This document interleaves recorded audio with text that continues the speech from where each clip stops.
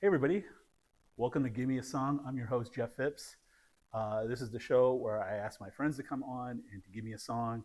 And then in response, I give them a song and we talk about both songs. We also talk about them and their profession and what they do. We're gonna have QR codes on the video, not in the Spotify or podcast version. So you won't be able to use the QR codes, but you can scan the QR codes to listen to the songs. And it's so important to listen to the songs because none of this conversation makes sense if you're not listening to the songs. So today I have my friend Tiel Pearce with us. How are you, Jeff? Good, I'm doing great. So introduce yourself and tell me, what do you do? I'm Tiel Pearce. I do comedy here in St. Louis. I been doing stand-up like 11, 12 years, improv for like 9 of it. And so I do stand-up, sketch, improv. So if you need something funny, then you go to me, I guess. All right. Tiel, what would you say your biggest achievement is as a comic? Biggest achievement as a comic, that's a good question. I try. I think the first time I hosted a weekend at a club, Uh-huh. it was for Dana Gould, who was one of my favorite stand-up comics of all times, and I was just like, I can't believe my first weekend I get to be with someone who I get to host someone who really was an influence in my comedy. And I've hosted for people since then, but that weekend was like perfect. Like his crowd got me right away. They knew what they knew. I was I was a good fit, and the feature was great. It was doing flyovers, so people were popping in. So yeah, it was. I've done a lot of things, but that's near the top of the list for me. So it's just downhill from here. Yes. Every accomplishment after this will never touch that. After that one November weekend in 2018, everything's been just dog shit. Like, man. Well, that and also placing in the comedy contest.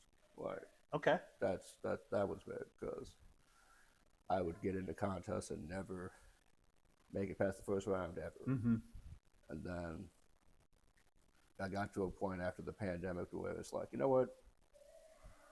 I don't care. Yeah. I'm just gonna go in, do my set.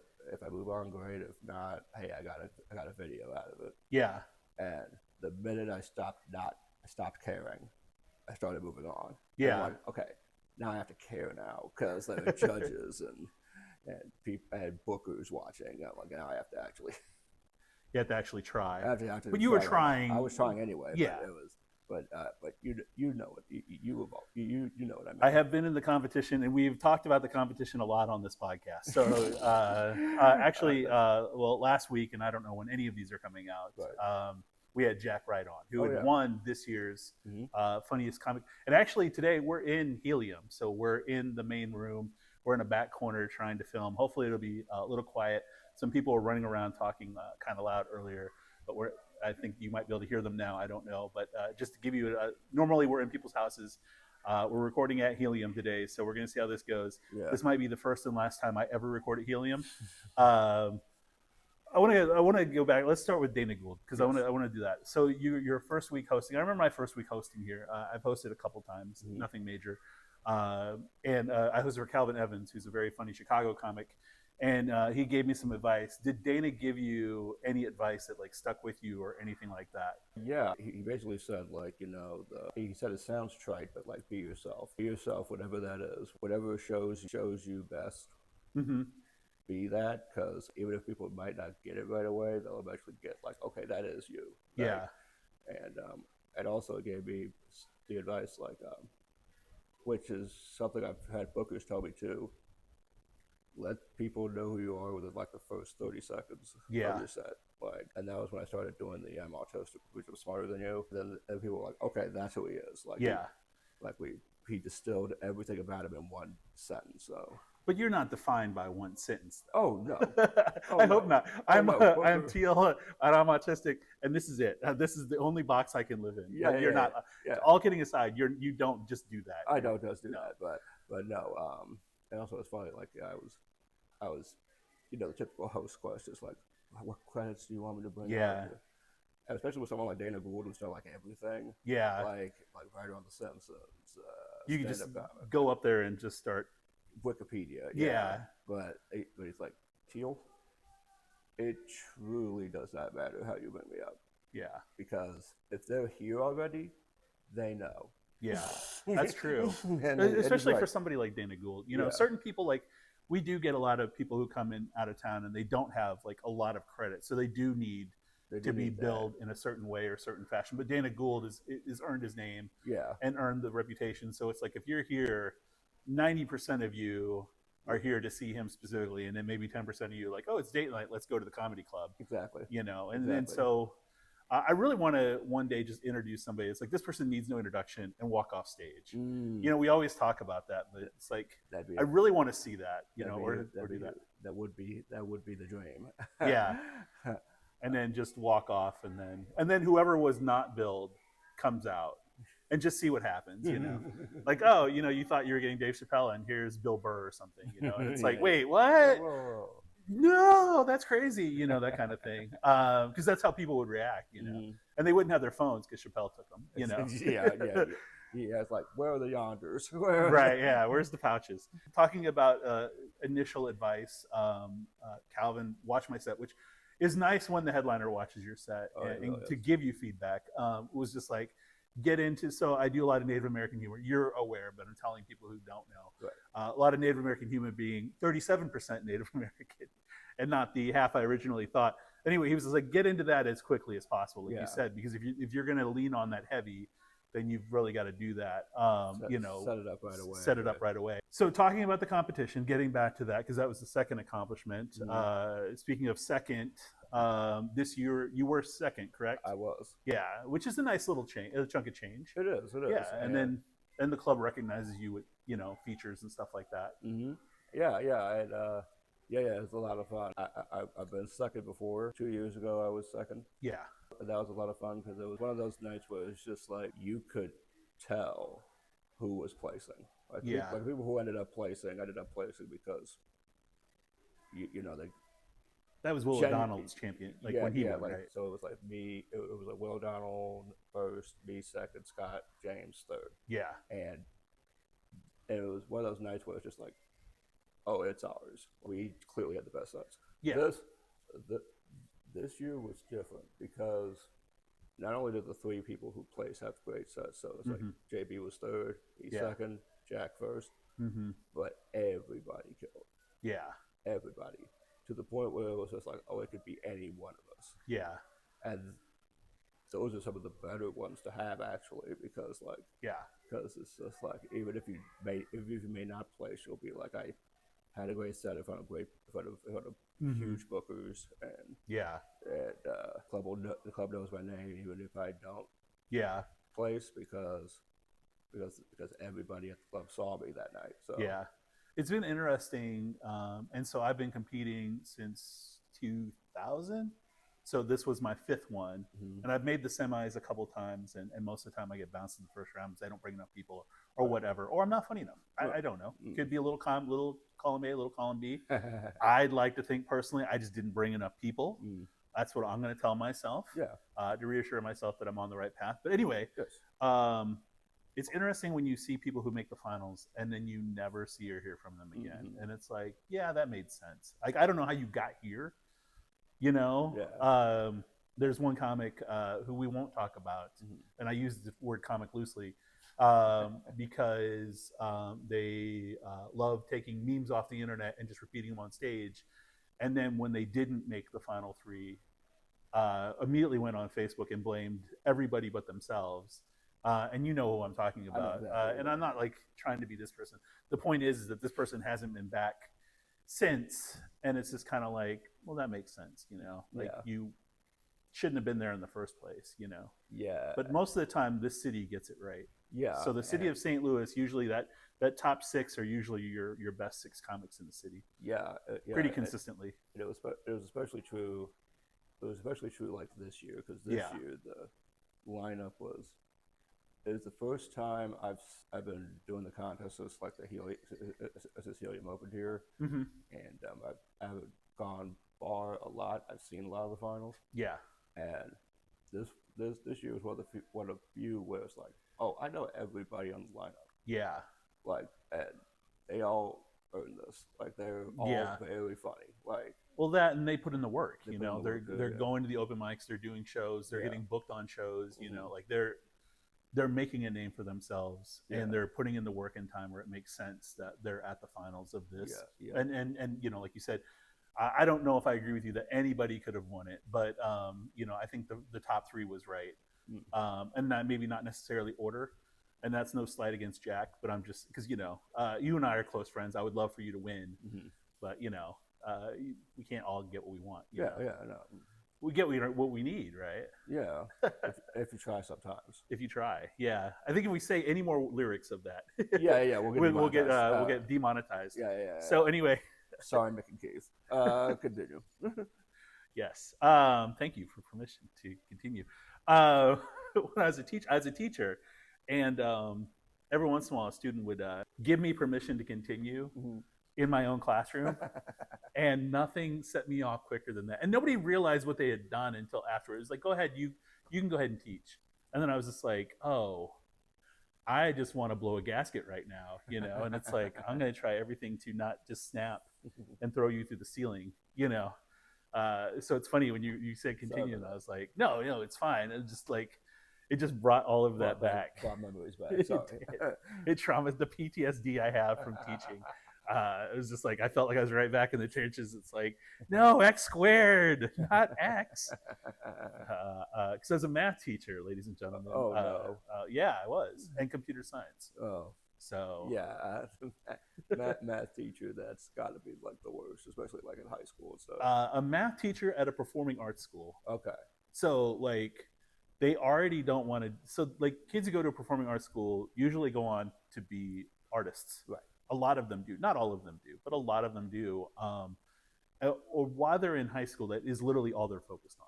Whether that changes the second they get out of the system or whatever, their parents not driving them to dance class anymore, but they really want to be an artist, and they hate all of the core subjects.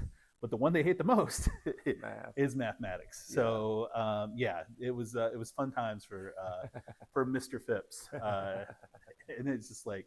And at times it was like, I joke about PTSD, but it's like sometimes we're just like, some days we're better than others. Yeah, I hear you. So anyway, the show's called Gimme A Song. Let's we'll rope it back together. And what it is that I asked my friends. So I'll give you the premise. Do you know Larry Smith? I do. Okay, so Larry and I were after a show at Apotheosis, and we were having a couple of beverages, you know, and he was wearing a drive-by trucker shirt. And so I was like, oh, I've seen the Drive-By Truckers, and I thought they were okay. And he's like, well, have you ever heard this song? And he got all excited about it, and he played the song, and I was like, oh, that's a really good song. Like, they didn't play that. I might have been more on board. And I was like, okay, well, then here's my favorite band, and you got to listen to this song. And so then, like, I don't know, 4 or 5 months later, I was like, you know, we could do this, or I could do this. I've already actually had Larry on. Nice. So anyway, so that's the premise of the show. I didn't know if you knew that or not. Most people won't. Eventually, I'll stop telling people because they will know the premise. But I asked people to give me a song. So, Tiel, what was the song that you gave me? I gave you Werewolves of London by Warren Zevon. Yes. It is my favorite song of all time. I find myself singing lyrics to that song just for no reason. It's almost a self-soothing thing. Like, I find myself quoting a lyric, I was just like, and it puts the song in my head, and I'm like, I feel good now.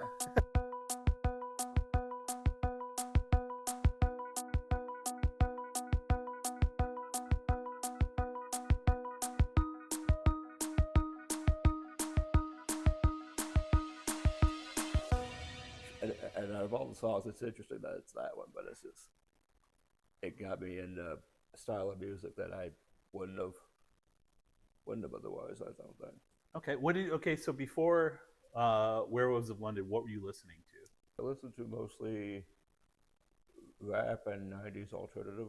Okay. Yeah. So how did you stumble across Werewolves of London? Hear it on the radio, because my mom listened to the classic rock stations. Okay. And and so I'd hear it, and I always kind of liked the way the song went, Mm-hmm. and it's just like everybody knows like the chorus, Yeah. Werewolves of London, but who Werewolves of London, but like when you hear when you read the actual lyrics of the song, there's a lot going on in that song, and it's so cool. Like wow, this is a hit song. Like this song was one of the biggest hits in 1978, Yeah. And it's one unfortunately that he never was able to really top in terms of like commercial success. Yeah. But like even though there are so many songs he's written that are lyrically better, flash forward to I was part of a sketch show at the improv shop called Saturday Evening Cabaret, and I was a writer performer. Okay. And me and Pat Ryan were like a writing team. Like we write sketches together. Mm-hmm. And then we went to one show. It's like, you know what? Let's do something different. See what sketches we write by ourselves. Mm-hmm. And so he wrote a sketch about a secret Freemason stonecutter-esque society of people named Franklin. Like, okay, the Franklin Society. It's like, is your name Franklin? Well, no, it's like Steve. Well, you gotta be named Franklin because that's how you get in the club. Like, that's how you get. and then they end up using Franklin as like, it becomes Smurf-esque, like Franklin's used for verbs, for everything, nouns, verbs, and so this sketch is really funny. And then I wrote a parody of Werewolves of London, and and the parody was okay. So like one of the lyrics is, "I saw a werewolf with a Chinese menu in his hand." Yeah, like that's like the first lyric, like the first thing said in the song, and I'm just like, that's an amazing visual. That implies he might have seen other monsters. Yeah. So what were they doing in their downtime? So I saw Dracula deliver a cashier check to his landlord, like, and it, vampires of Brooklyn. There you go. Yeah, and I pitched it, and only a couple of writers really got the reference. Yeah, and I'm like, and it's like, do you think people will get this? And I'm like, I don't care. I'm doing this sketch. Like, this sketch must be a thing. Yeah. And so I stuck with it. I kept writing it, mm-hmm. and then eventually when I did it, it was one of the biggest sketches of that night. Yeah, one of the hit sketches, because like there was people were like clapping along and like laughing and bobbing along to the guitar solo and everything, and I was like, wow, this is destroying. Yeah, and people still talk to me about it, and that was like 5 years ago. So people who don't know, you write a lot of parody songs. I do. And you perform them on stage. I do. Cut to a clip. Vampires of Brooklyn.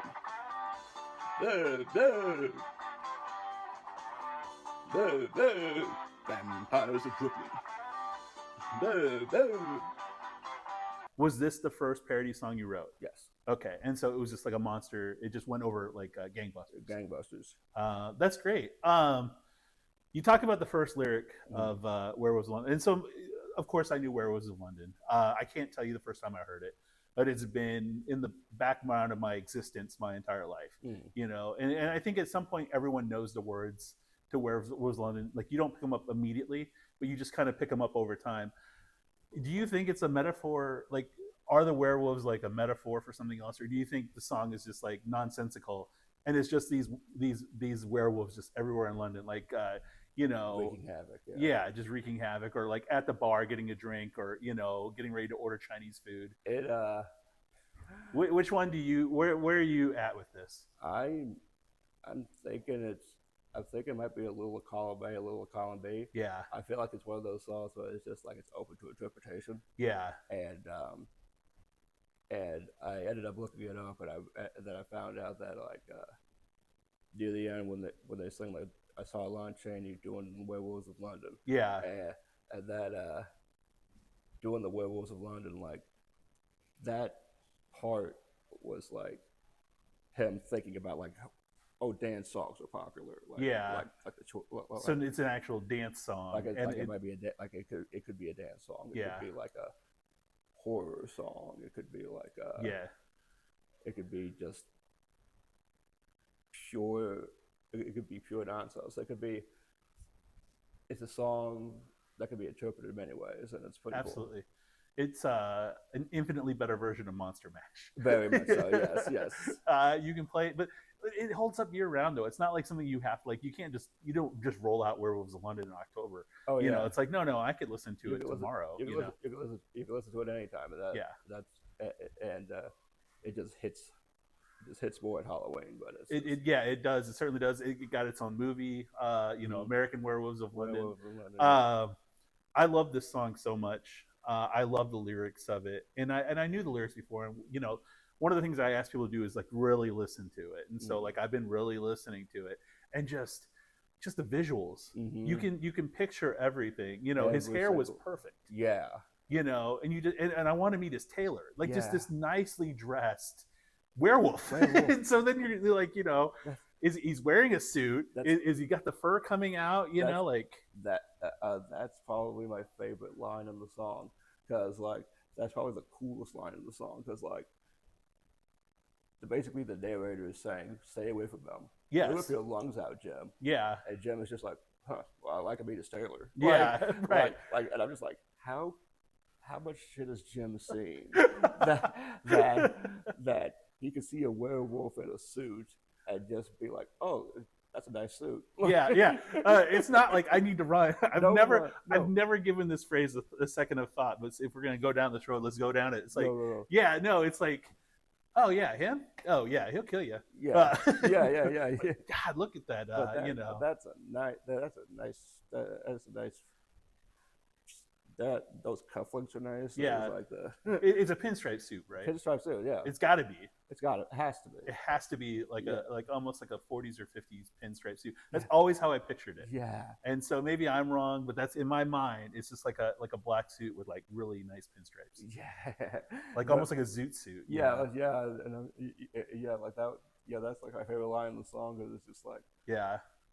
I was all making a bit. It's just like the narrator response like, "Hey, yeah, did you hear what I just told you?" Wake up, Jim. It's like, where are you? He doesn't just say it like, he's like, he'll rip your lungs out, Jim. He like puts emphasis on it. Yeah. It's not like he just says like, don't bother him. He's like, no, he'll rip your lungs. It's like, he'll kill you. Yeah. He killed a little lady right down the street. Lately, he's been overheard in Mayfair. Yeah, you just never know. Never know where the werewolf's going to be. Yeah. Right, and it's werewolves. It's not just one, right? There are multiple werewolves. Multiple werewolves dressed extremely nice. Yes. They go to Chinese restaurants. They go to find, Yeah, they go to Trader Vic's. Yeah, they're going to Trader Vic's. They're going to very nice places. They're taking their lives very seriously, and in addition, they'll kill you. To mutilating old ladies. Yes. Like, and I'm just like, but yeah, just like that line always threw me through me. It's just like, wow, that's like the coolest thing ever. Like. There is a cool factor to this song, and the piano's perfect. The band, it's a great sounding song, and there's such a cool factor. It's like he's not even trying. Yeah, and he's giving you this entire visual, this entire landscape of London with just these werewolves just like walking around, just doing whatever they want. Whatever. Are you going to say something to them? No, I'm not. No. So that's your favorite part. Is there anything else that like kind of sticks out with you about it, or anything like that? I like the piano progression. Yeah. No, absolutely. And I like that. And it's like like Kid Rock famously sampled that for All Summer Long. Yes. And please don't give me. It made me so angry. I was so mad because it became an under pressure thing. Like, is it gonna be Werewolves of London? Is it gonna be Werewolves of London? Because like the same, it's the same intro. Dun, dun, dun, yeah. Dun, dun, dun, dun, and then I'm like, oh, Werewolves. And they're like, oh, so werewolf for a Chinese video. People driving different things. And I'm like, fuck you.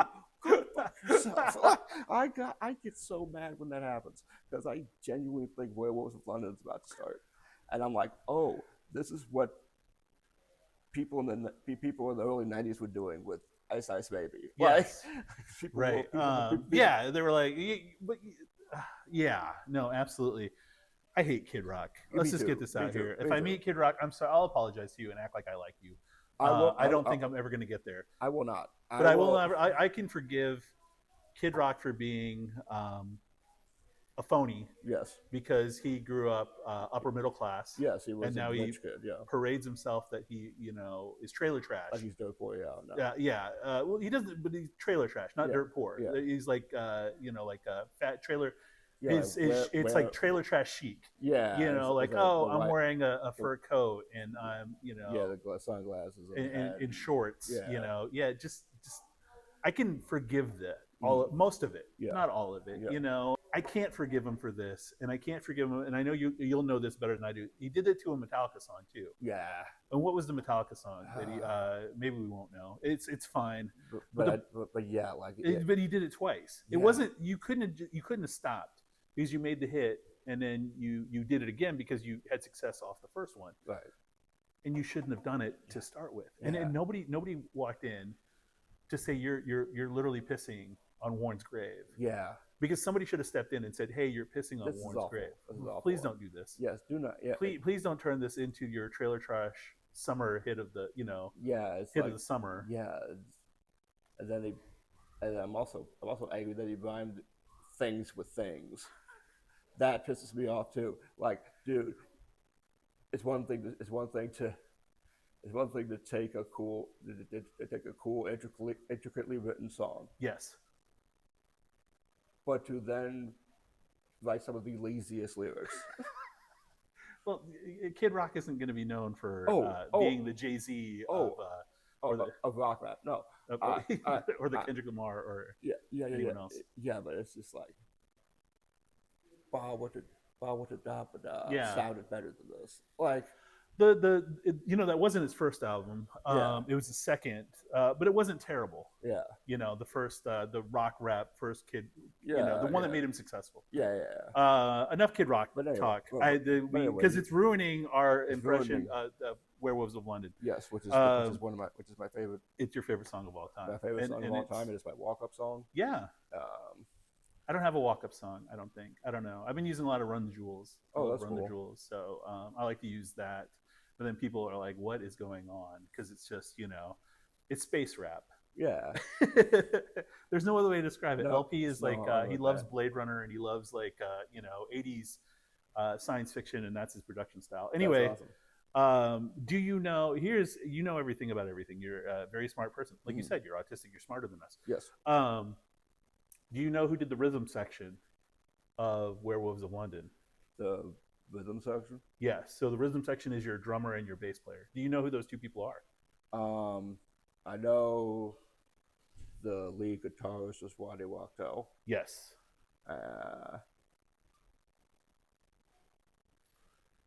It's okay if you don't. I don't. Okay.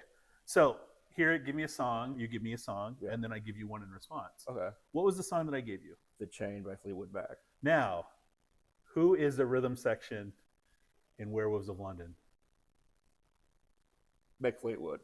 Mick Fleetwood and John McVie. Yes. Yeah. There's our connection. Sometimes I try to relate songs by meaning, but there is no song like Werewolves of London, that can just be brought up. But when I was researching Werewolves of London to find you a song, I saw that they did the rhythm section, and I said, perfect. That is truly that's amazing. How that happened.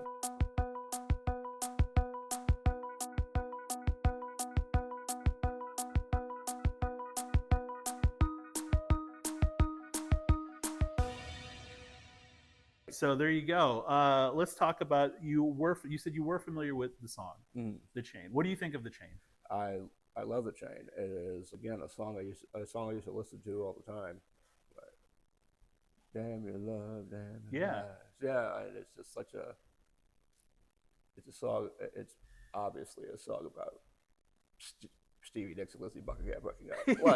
Like there's no way this could be anything else. But so let's pause real quick. So The Chain is a breakup song.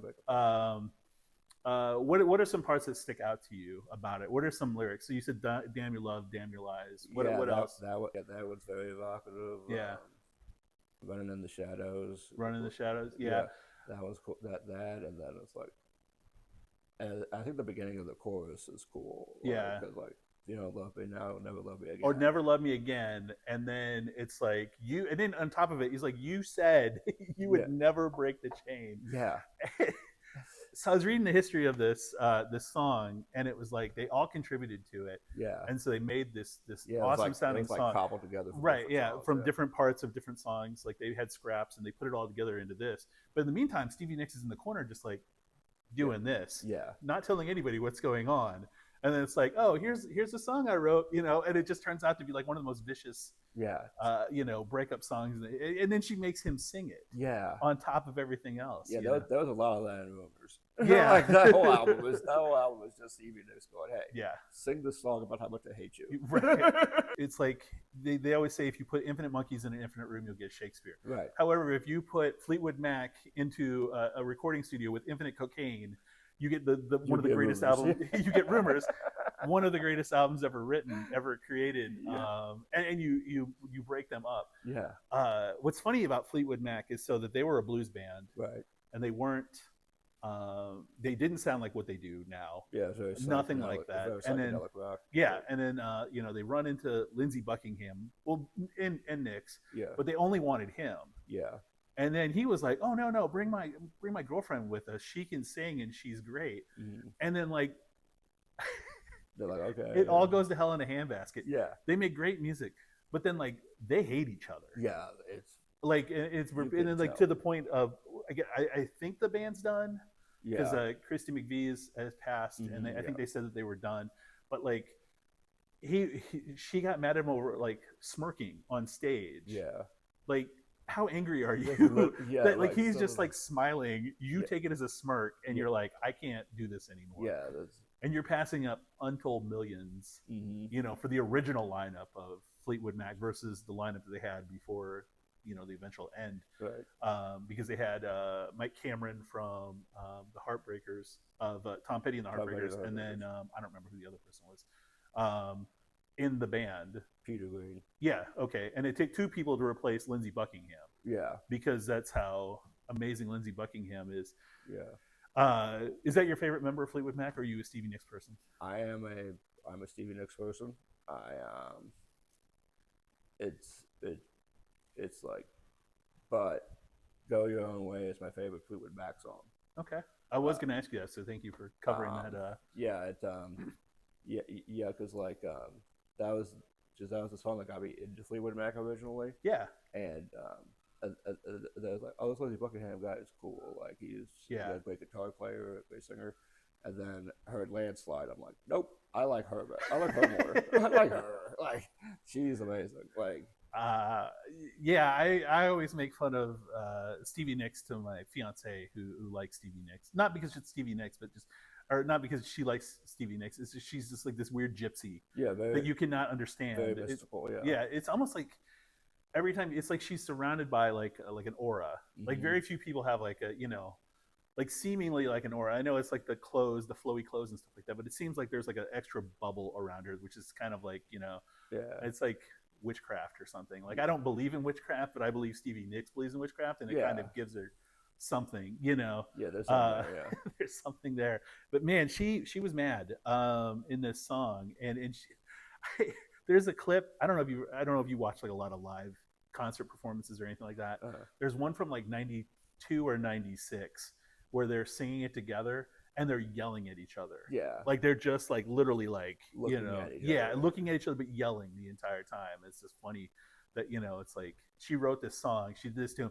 And then like Silver Springs is another one. Yeah, Silver Springs is like, it's like I just hate you. Yeah. And here's another song. Like it's like like there are like 3 or 4 songs on that album. It's just like, fuck you, Lindsey Buckingham. Right. Yeah. Yeah. It's just The rumor is we hate Lindsey Buckingham. Yeah, that should have been the entire title of the album. It's like, and what's funny about Fleetwood Mac is they could never do anything without him again. Yeah. They could never put out an album as a band without, and he tried to leave like 3 or 4 times. He kept trying to leave. He's like, fine, I'll go. I get it. You know, you're gonna keep making these songs that you make me sing and record guitar on, and I get yelled at.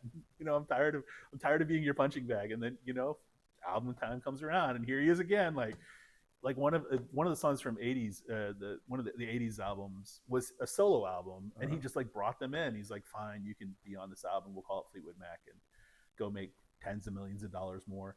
Because at the end of the day, that's what sells. It's like the, you know, So you're when sometimes as a solo artist you can outshine the band, but nobody's outshining Fleetwood Mac. Yeah. The name, like Stevie Nicks can go on tour and do extremely well, but she's never going to do Fleetwood Mac money. Yeah. You know, and same thing with Lindsey Buckingham, you know, or Christy McVie or John McVie. yeah. Well, I don't think they do anything. They just call him up and say, "Hey guys, what you doing? You want to come over?"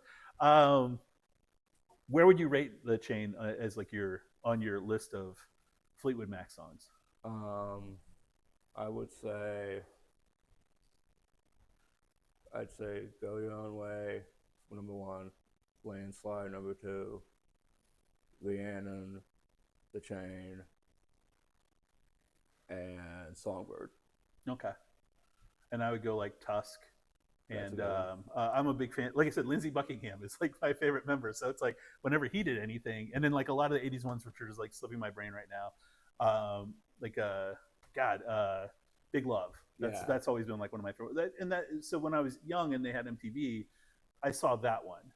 Like Tusk was like the first Fleetwood Mac song I actually saw like as a video, and so I was like, and I always liked how it was constructed with the UCLA band, or not UCLA, USC marching band, the Trojans, like doing the band, and the video was cool because they recorded it at Dodger Field, and you know, so that kind of stuck with me. And then, you know, Big Love I was always a big fan of, and stuff like that. So I'm a huge Fleetwood Mac fan. I don't have the Chain on. We were talking about playlists earlier, and I don't have the Chain on the playlist, but I should, because it's a good song. But man, it overwhelms like so much more of their stuff. Yeah, because it's such a big song. You know, it kind of starts off slow and everything else, and we're just hanging out, you know, listen to the wind blow, and they're all like, now we're gonna kill each other. And I hate you ever. Exactly, yeah. I hate you ever so much. Yeah. Like, why? And and it's not just those two breaking up. Christy McVie was like, what was the song, Made for Loving You or whatever, or You Make Loving Easy or whatever. Yeah. The title is written about like the guy she's cheating on her husband with. Yeah. And it's just like, yeah, it's just like everybody's being just terrible. Like just like great musicians, but just like being just like just awful to each other the whole time. Just this incestuous little band. Yeah. And it's just like, you know, like if you had like one of those charts out of like well, there's an arrow going here and going there, and then there's a line through here now because they can't get together. Yeah, you know, he hates them and he hates her. You know. You just picture like Charlie Day from It's Always Sunny with the I finally figured it out. Pepe Sylvia. Yeah. Exactly. They all hate Lindsay's right in the center. Big old dart in his forehead. Here you go again. You say you want your freedom. Right. It's funny you mentioned Fleetwood Mac, because like that was actually a joke I posted like when Lindsey Buckingham left like for good. Yeah. Well, he was fired. Fired or left. Fired is like, it's like Lindsey Buckingham got fired from Fleetwood Mac. Stevie Nicks reached for comment said, "Oh, here you go again. You say you want your freedom." Right. Yeah. Exactly.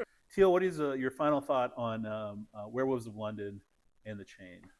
The two songs that transcend their time period. Absolutely. Yeah. Like they're very timeless songs. Yeah. For different reasons, but they're still like songs that could be played some 47 years later and still. I'd like to think if they came out yesterday that they would be big hits. I know that's realistically not true, but I'd like to believe that. Me too. Yeah. They're great songs. Really good. I thank you for coming on. Teal, I want you to look at this camera here, over here, and give them your socials, how they can find you on the internet. Yeah, it's just my Instagram is Tiel520, Tiel 520. Why 520? My birthday is May 20th. Oh, that makes sense. Okay. Yeah, I'm there at Facebook mostly, so my Facebook is Tiel Pearce, Tiel Pearce. Perfect. Up there. All right. And I'm Jeff Phipps. And you can reach us at Gimme A Song on Gimme_A Song on Instagram, at Gimme A Song with no spaces on YouTube. I'm on Facebook and Instagram at Jeffrey, Jefffery Phipps. And I'm going to close out with what we close out every single time that we're here. If you liked it, tell a friend. If you didn't, keep to yourself. Thank you for watching or listening, depending on how you got it. And thank you and have a great day. Sing this song about how much I hate you. We can't all get what we want. Yeah, no. We get what we need, right? Yeah, if you try sometimes. The rumor is we hate Lindsey Buckingham. Yeah.